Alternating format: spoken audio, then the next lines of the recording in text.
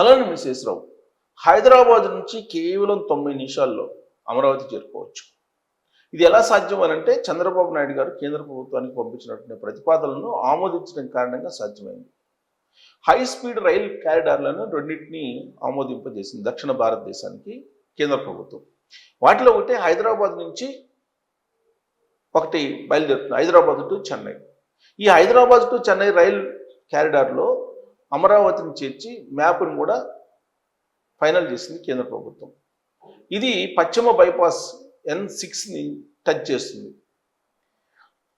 కేవలం 9 నిమిషాలు ఇది పూర్తి అయిపోతే హైదరాబాద్ నుంచి అమరావతికి చేరుకోవచ్చు. అక్కడి నుంచి చెన్నైకి చేరుకోవటం అనేది చాలా ఈజీ. అమరావతి నుంచి మనం చూస్తే కనుక చీరాల, ఒంగోలు, నాయుడుపేట, శ్రీ సిటీ, చెన్నై వెళ్తుంది.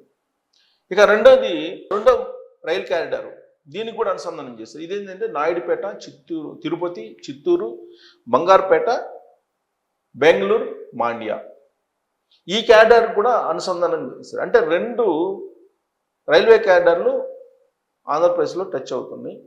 సో ఈ కారణంగా ఆంధ్రప్రదేశ్లో national high speed rail corridor corporation ఏర్పడుతుంది. దీంట్లో ఇది డిపిఆర్లు ఇవన్నీ కూడా రెడీ అయిపోయి మెటీరియల్ ప్రొక్యూర్మెంట్, కారిడార్ నిర్మాణం అన్నీ కూడా పూర్తి అయిపోయాయి దాదాపుగా.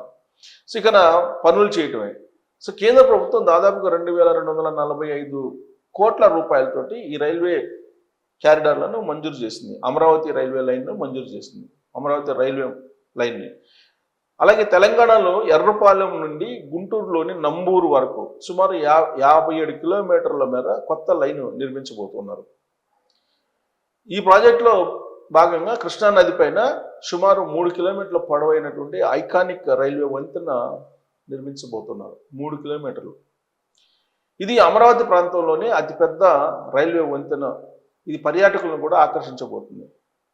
ఇక కేంద్రం మంజూరు చేసినటువంటి కారిడార్లలో ఒకటి హైదరాబాద్, శంషాబాద్, నల్గొండ, సూర్యాపేట, కోదాడ, నందిగామ, అమరావతి, విజయవాడ, గుంటూరు, చీరాల, ఒంగోలు, నెల్లూరు, నాయుడుపేట, శ్రీ సిటీ, చెన్నై.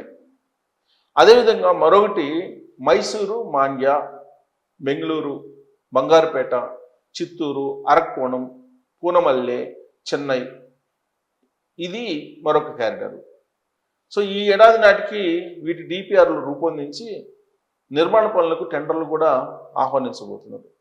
సో 2029కి వీటి శంకుస్థాపనలు కూడా ప్రారంభించబోతున్నారు. సో కాబట్టి ఆంధ్రప్రదేశ్ 2 కారిడార్లు హైదరాబాద్ నుంచి అమరావతికి 90 నిమిషాల్లో కేవలం చేరుకోవడానికి ఇప్పుడు కేంద్ర ప్రభుత్వం హైదరాబాద్ టు చెన్నై రైల్వే కారిడార్కి అనుసంధానం చేసింది.